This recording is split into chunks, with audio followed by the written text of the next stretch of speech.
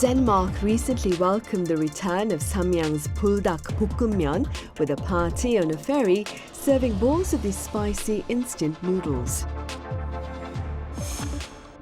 So first then, why was Buldak banned in Denmark? How did Korea's government officials work to reverse the recall? And what is the growing importance of regulatory diplomacy amid greater international trade?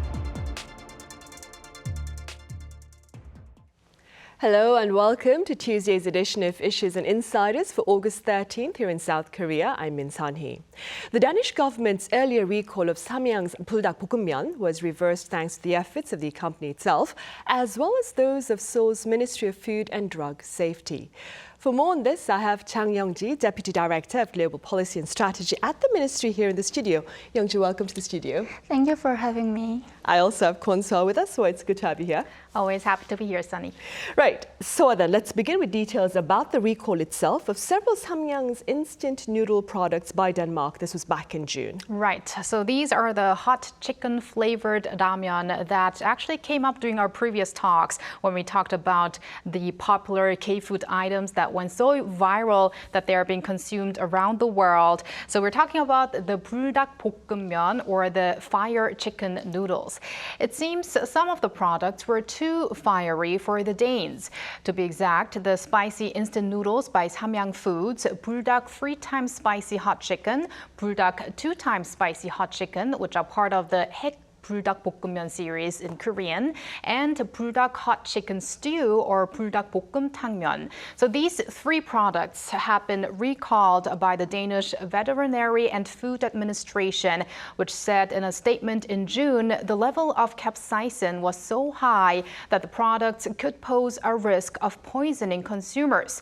Capsaicin is the chemical component in chili peppers that is responsible for the spiciness that comes in various degrees in the Buldak noodle line. The statement went on to call on purchasers to discard the products or return them to the stores they bought them from. Danish officials in particular highlighted concerns over children's consumption and worries over the seemingly unstoppable social media challenge trends that encourage eating extreme spicy food. There was no mentioning of a specific incident or health issue back then that led to the food regulator's decision.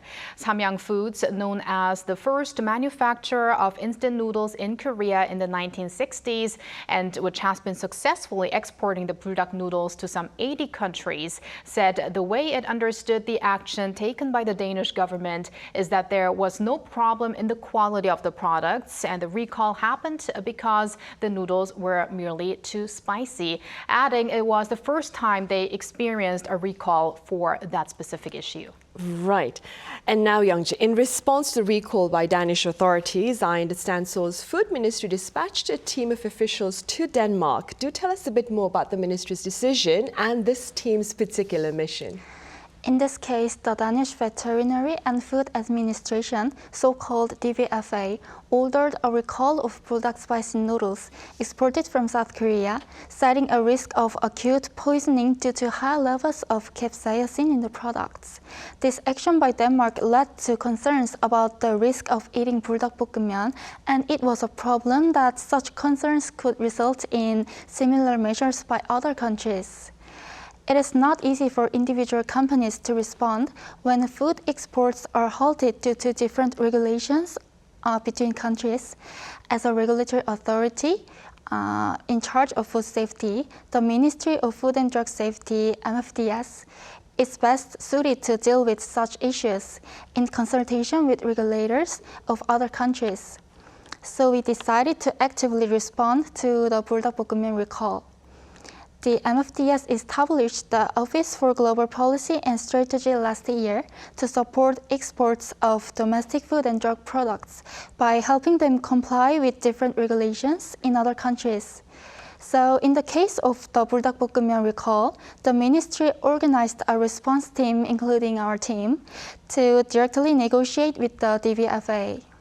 And speaking about that, Youngji, what can you tell us about the negotiation process between your team and its counterparts in Copenhagen? First of all, the MFDS requested the scientific basis for the recall and import ban from Denmark. After comparing the total amount of capsaicin in the Buldak, which is analyzed by Denmark, with the data from Korea, we found that there is an error in calculation of the total capsaicin done by Denmark. The ministry sent an official letter to Denmark, with these test results attached, to ensure that the DVFA's action does not lead to an unnecessary trade barrier to Korean food products. Then a government delegation of MFDS was dispatched to Denmark. The delegation held bilateral discussions with the DVFA and provided scientific data, including a video of cooking process of the product and the calculation of the total capsaicin content after cooking. In the process of convincing the Danish authority, we first pointed out that Denmark had evaluated the levels of capsaicin, but the calculation was flawed and resulted in a higher number than the actual amount of capsaicin.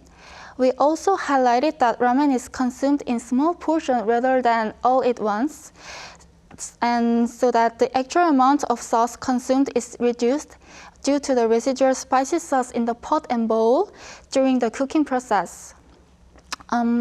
Denmark authority didn't know exactly how to cook and eat 불닭볶음면, as they are not used to eating 불닭볶음면, as you know. So they didn't take into account the boiling and cooking process. So the calculation was quite different with Korea. Based on the scientific data provided by the MFDS, the DVFA re-evaluated the risk assessment. The Danish administration concluded that the capsaicin levels in two noodles, Buldak double spicy hot chicken and Buldak hot chicken stew, were safe to consume and lifted recall on them. It is fair to say that lifting the recall is an achievement of consultation between the MFDS and DVFA to resolve misunderstandings about food safety based on scientific data. Right, of course. And thanks to such efforts by Seoul's food ministry, like Youngzi just mentioned, the Danish government reversed its recall, partly reversed that is, about a month later. This incident in itself appears to have fueled greater interest in Samyang's 불닭볶음면, right? Right. So, as the 불닭볶음면 products have already been a hit globally, thanks largely due to the attention through word of mouth and also due to social media reviews. Of course, that's why the recall news from Denmark also was quick to grab attention. For instance, the word Buldak reached its highest ever search volume on Google in the month of June, double the amount of October last year and 4 times the amount reached in March last year. There was also significant media attention from around the world, with BBC, CNN, AP, and AFP covering the issue. BBC, The Guardian, and Australia's ABC even posted videos of their journalists trying out the Buldak noodles themselves. The Washington Post referred to some 360 million posts with Buldak-related hashtags amid the Danish Buldak ban. Many say the recall issue actually helped in drawing more attention to the spicy noodles, and Buldak producers also did their utmost in turning this challenge into a bigger marketing opportunity in Denmark and beyond. As part of that, Samyang Foods last week announced it'll establish a European subsidiary in Noord-Holland, the Netherlands, to expand its presence beyond North America, China, and Southeast Asia, where the products have been mostly popular.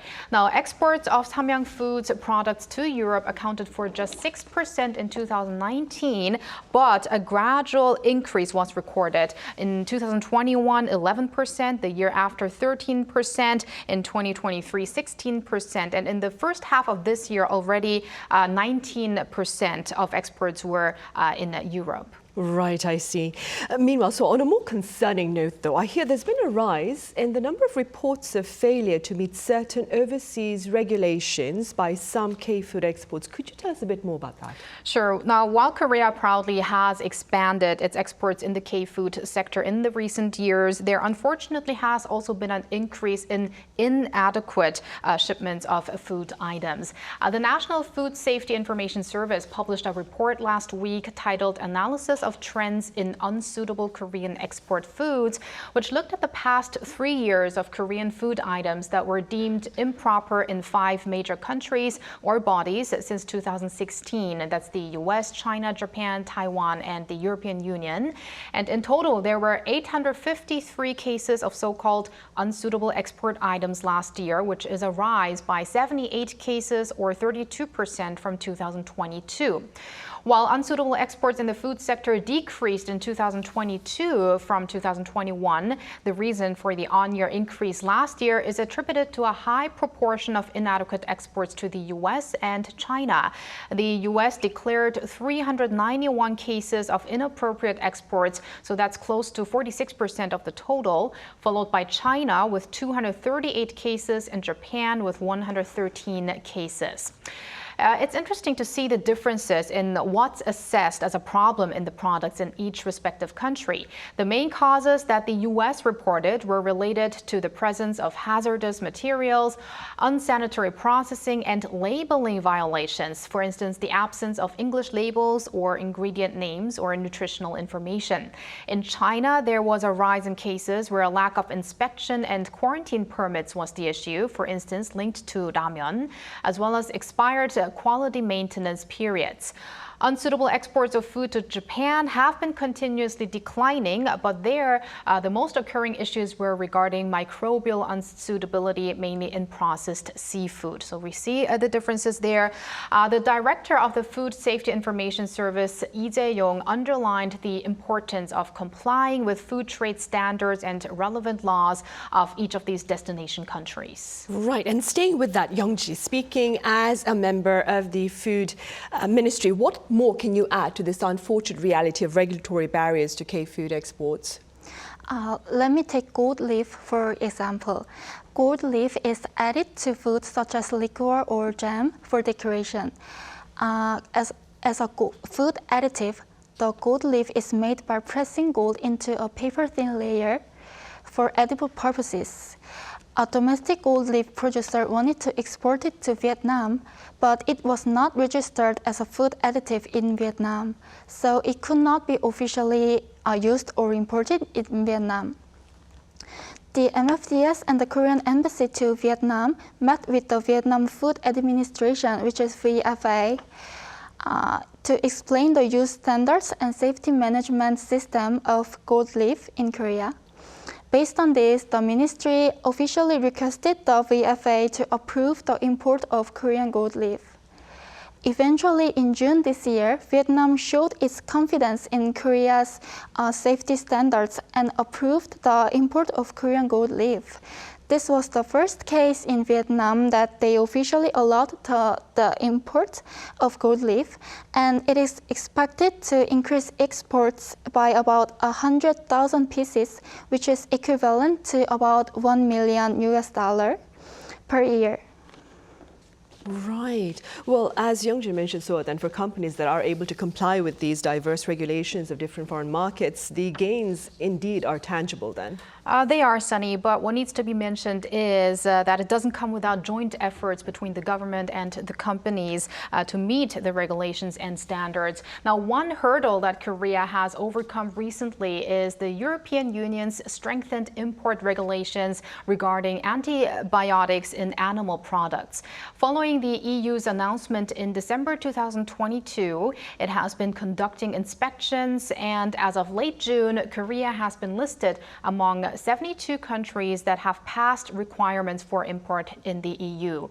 The list is expected to be confirmed in September, so this means Korea will likely be able to continue to export its animal products, including heat-treated chicken products such as samgyetang, seafood and seafood-containing foods, which also includes kimchi and ramyeon, as well as products that contain honey, starting in September 2026 when the stricter rules come into effect. And speaking off samgyetang, Korea's popular traditional chicken soup that also comes in ready-made packages, has been shipped to the EU for the first time in May. 8.4 tons of the products were exported to Germany. And that's not an easy task with issues in the past, such as avian influenza breakouts and other quarantine measures.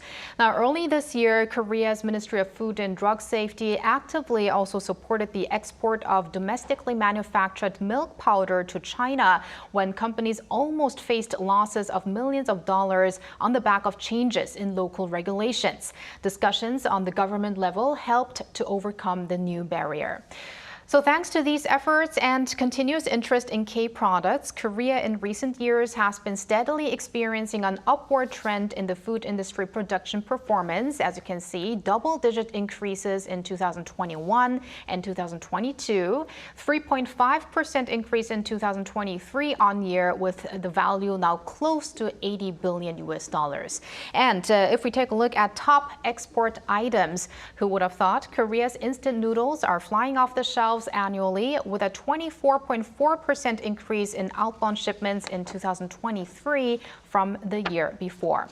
Korea's staple side dish kimchi saw a decline in 2022, but instead a huge hike of close to 46% on year in 2023, with kimchi exports reaching close to $200 million according to the Food Ministry. Right.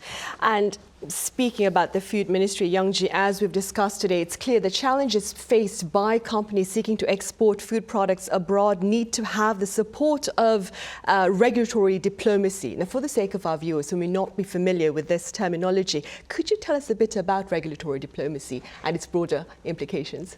Yes, in general, when exporting manufactured goods, tariff barriers are used to prevent imports with higher tariffs by importing countries. However, in the case of food and drugs, regulatory barriers are used to prevent exports by raising regulatory standards. This is called non-tariff barriers or regulatory barriers. So, regulatory diplomacy refers to resolving unreasonable regulatory barriers through cooperation and communication with regulatory authorities that serve as a counterpart of the MFDS, so that Korean products can enter into the global market smoothly. The aforementioned cases of 불닭볶음면 and gold leaf can be seen as examples of regulatory diplomacy. So it is not easy for individual companies to respond to regulatory barriers. So as a regulatory authority, the MFDS hopes that regulatory diplomacy will help K-food expand overseas. Right, and staying with that, Denmark recently, like I mentioned at the clip, welcomed the return of 불닭볶음면 with a party on a ferry. Tell us a bit more about that. Right, 2 of the 3 earlier prohibited products are back on the shelves, and Buldak fans are happy. After all, the product has been growing its fan base abroad for around a decade. Now, following the withdrawal of the 2-time spicy and hot chicken stew versions recall, the ramen makers Samyang Foods made sure to make a flashy comeback in the Nordic country. And how? With a Buldak Spicy Ferry Party event that took place last week on Thursday at Copenhagen's harbor. And the chicken mascot Hochi was also present there. Now, loyal Buldak fans and influencers were invited on the boat for a cruise that included, of course, Buldak ramyeon and unique dishes like Buldak ice cream and Buldak omelets, as well as spicy cocktails. And I liked one of the messages at the event that said, "We are back. Thank you for your support, Denmark. We are hotter than ever for the Vikings who can handle the spice." Now, one consumer said that he bought around 50 packages when the ban was put in place, so now he had a good deposit. He noted the ramen series is indeed spicy, but after having them a couple of times, he enjoys them even more. Right, good to know. Youngji, let's end today's session with a few words about the ministry's future plans with regard to further promoting K-food exports. Since regulatory barriers directly impact exporting companies in the field, the MFDS will designate export regulatory support specialists for each sector to listen to and resolve the complaints of promising exporters on a regular basis. On the other hand, it is also a way of regulatory diplomacy to promote the excellence of Korean regulations and lead the way for Korea's standards to become international standards. In order to secure food safety and bridge regulatory gaps through solidarity among countries in Asia-Pacific region, the MFDS established the Asia-Pacific Food Regulatory Authority Summit, which is AFRAS, last year. After being elected as the first chair of AFRAS last year, the MFDS successfully held the second AFRAS this May. It was attended by more countries and international organizations, making AFRAS as a regional food sector consultative body that can strengthen communication and cooperation among member countries. The MFDS plans to promote harmonization by reducing differences in regulations in food safety among member countries with the active work of the AFRAS working group. And we also have continued discussions on common challenges in food safety with the AFRAS Secretariat, which was established in Korea in January this year.